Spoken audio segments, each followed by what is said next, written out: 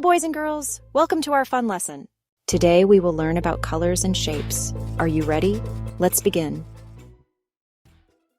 Colors make our world bright and beautiful. We see colors in the sky, in food, and in our clothes. Can you name any color you know? There are 3 special colors. They are called primary colors: red, blue, and yellow. All other colors can come from these. When we mix colors, we get new colors. Red and yellow make orange. Blue and yellow make green. Red and blue make purple. Isn't that fun? Let's play a game. What color is the banana? Yes, yellow. What color is the leaf? Yes, green. Shapes are the forms of objects. They help us know how things look. We can draw shapes with lines. This is a circle. This is a square. This is a triangle. This is a rectangle.